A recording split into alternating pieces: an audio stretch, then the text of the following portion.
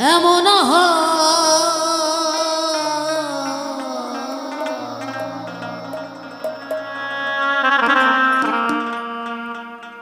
আমি ওই চরণে দাসে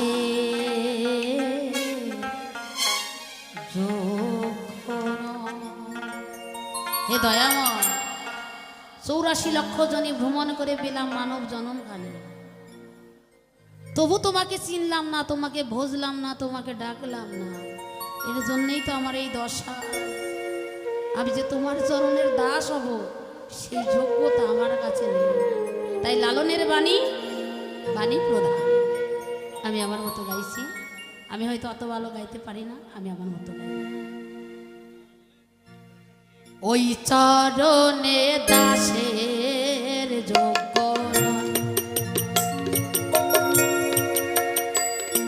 আমি ওই চরণে দাসের যোগ্য মোরে দশা কি এমন হয় গো, মোরে দশা কি এমন হয় ওই চরণে যোগ্য আমি ওই চরণে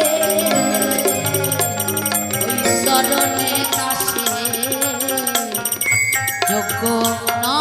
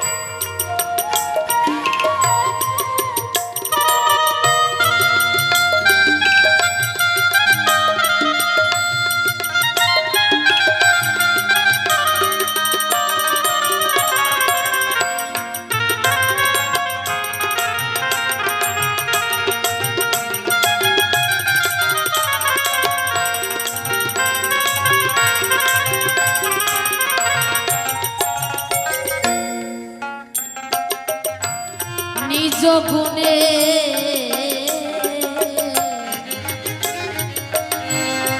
পদার বিন্দু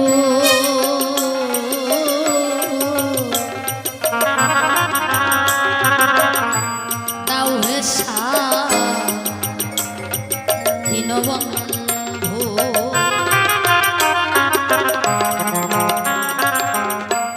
নিজ গুণে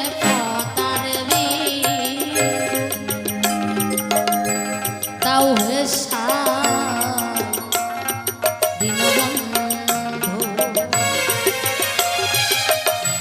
সে যে পারে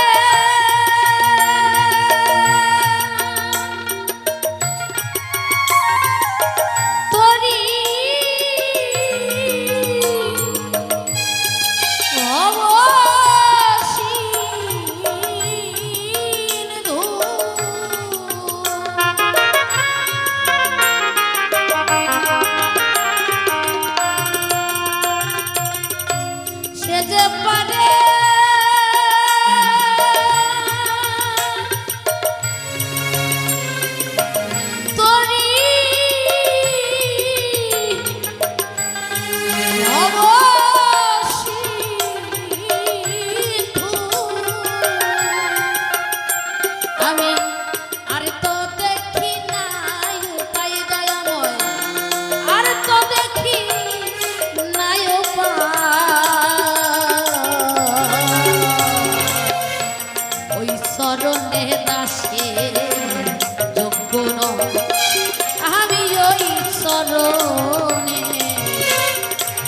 চরণে দাসে যোগ্য না। রাধা গোবিন্দ প্রেমানন্দে হরি বল হরি বল হরি বল।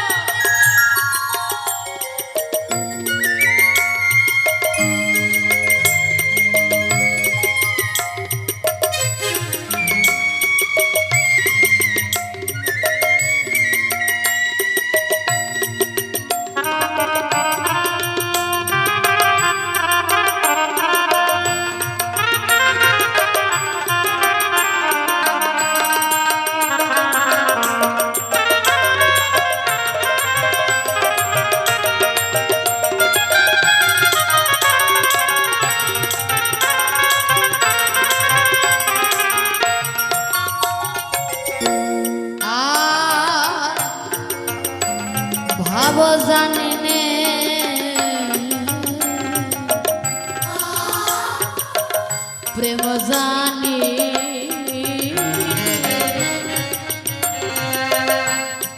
দাসী হতে চাই সরণে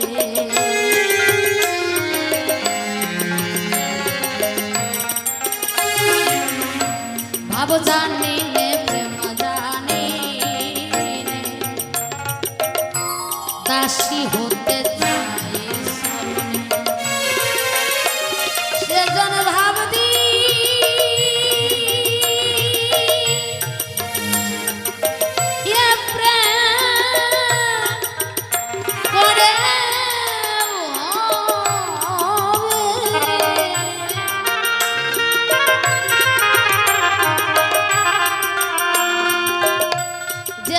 ভাব দি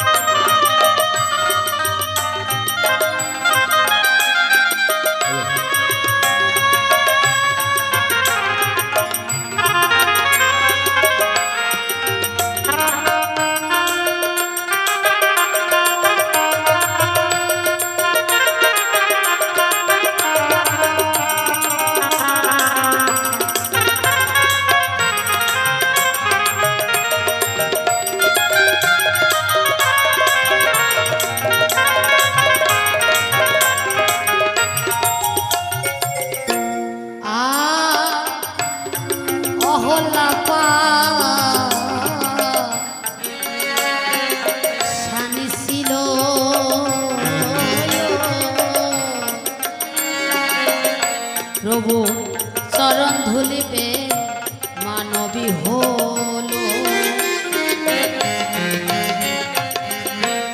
অহল্যা পাশানি ছিল তাহে প্রভু দয়া হো লালো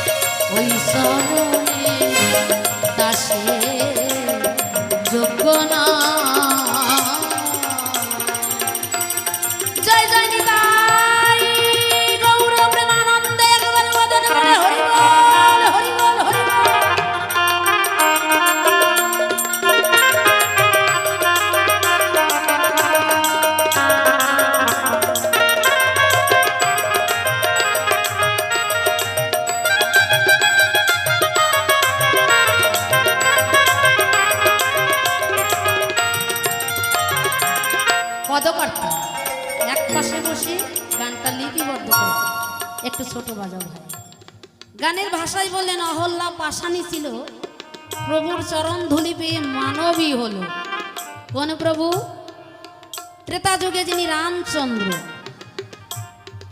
অহল্যা ছিলেন গৌতম মুনির ঘরেনি। হঠাৎ করে একদিন ইন্দ্রকে গৌতম মুনির শিষ্য ছিলেন। আচ্ছা বাবা, গুরুদেবের আশ্রমে শিষ্য আসতেই পারে, আসে না? আসে তো নাকি? আসবে তো।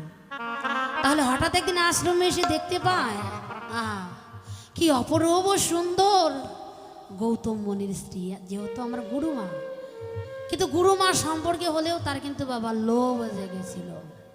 মনে মনে ভাবলেন তাই আমি যেই কোনো প্রকারেই হোক আমি প্রেমালিঙ্গন দেব আমার গুরুমায়ের সঙ্গে। তাই একদিন কি করলেন, হঠাৎ করে সে গৌতম মুনির রূপ ধারণ করে আসলেন গৌতম মুনির কুঠিরে। গৌতম মুনির একটা সত্য ছিল বাবা, ভোরের বেলায় মোরগ ডাকে না? এদেশে মোরগ নাই, মুরগি পোষে না কেউ, বাংলাদেশে পোষে। দেখবেন মোরগের একটা ধর্ম আছে, রাত যখন মোটামুটি 3টা বাজবে সঙ্গে সঙ্গে মোরগ ডাক দেবে। আগে তো বাবা এত কিছু ব্যবস্থা ছিল না। ওই মোরগ ডাকবে বলে মোরগের কাছে গিয়ে ইন্দ্রদেব বললেন আজকে তুই আগের রাতে ডাকবি, কারণ মোরগ যখন ডাক দেয় সঙ্গে সঙ্গে গৌতম মুনি নদীতে স্নান করতে যায়, তাহলে কুটিরটা ফাঁকা থাকবে, আমি যেতে পারবো। কে ছিল? গৌতম মুনির সঙ্গে ছিল বাবা বরুণ দেব।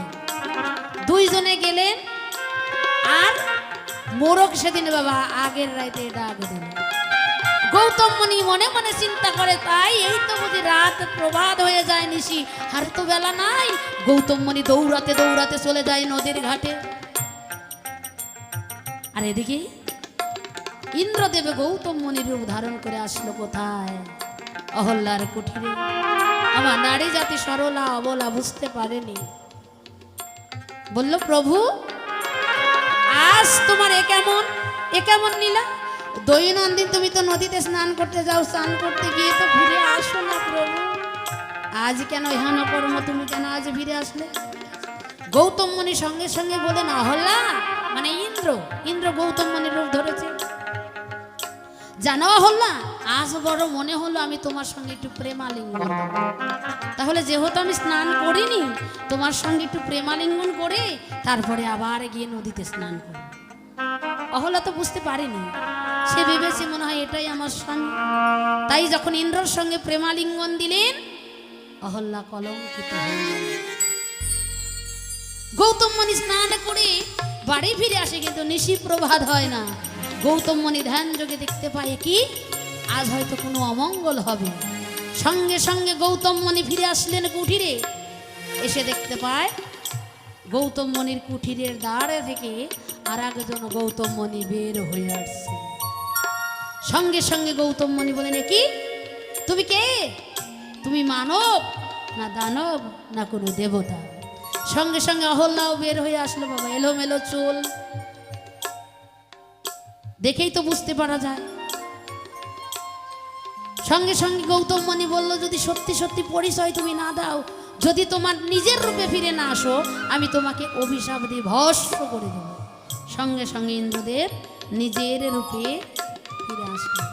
বলে ইন্দ্র তুই এত ঘৃণিত, তোর এত ছোট মন, পাপিষ্ট দুরাচারী, তাই তোকে আমি অভিসংবাদ দিলাম তোর গায়ে হাজার হাজার জনির সৃষ্টি হবে, তুই লোক সমাজে চলতে পারবি না। দেখবেন ইন্দ্রর গায়ে হাজার জনি হয়েছিল, লক্ষ লক্ষ জনি। তাই সেদিন কি করলেন?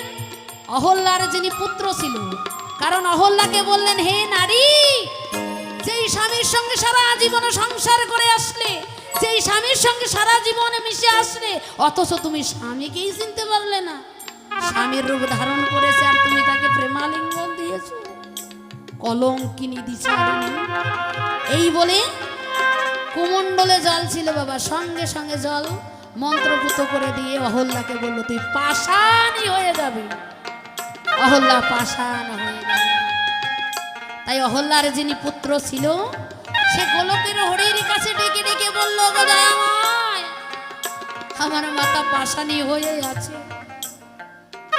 তুমি নিজ গুণে দয়া করে একবার উদ্ধার করে দাও, তুমি আমার মায়েকে এই পাশান থেকে মুক্ত করে দাও। ভগবান বললেন, এই যুগে নয়, আগত সত্য যুগের পরে আসবে দাপর, দাপরের পরে ত্রেতা, ত্রেতা যুগে যে প্রভু রামচন্দ্র হবে, সে রামচন্দ্রের চরণ ধুলি পেয়ে তোমার মাথা পাশানের থেকে মুক্তি পাবে। ও বাবা, তাহলে দেরি হয়ে যায় না? সত্যের পরে দাপর আসবে, তারপরে ত্রেতা।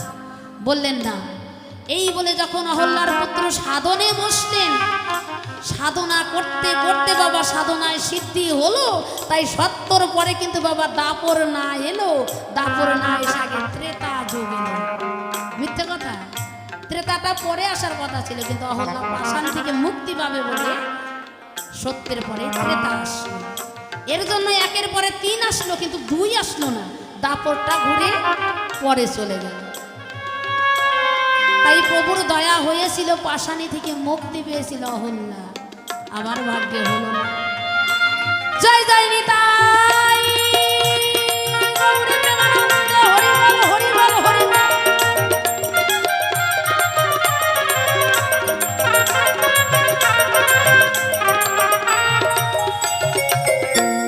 অহল্যা পাশানি ছিল, তাহে প্রভু দয়া হলো।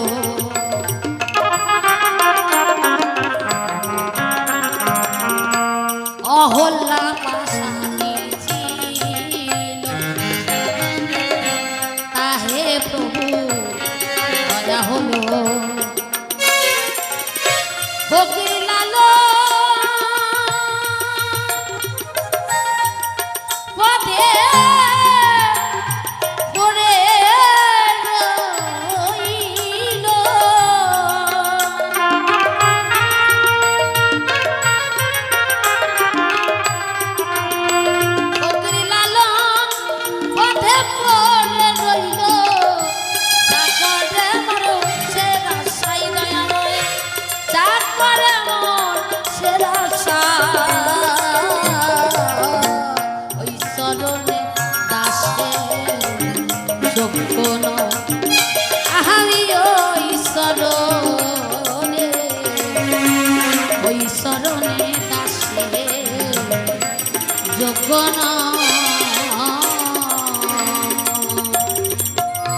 মোর দশা কি এমন হয়, মোর দশা কি এমন, ওই শরণে দাসে আমি ওই শরণে, ওই শরণে দাসের যোগ্য নয়, আমি ওই শরণে, ওই শরণে দাসের যোগ্য নয়। বাবা, গান বোঝা যাচ্ছে কি?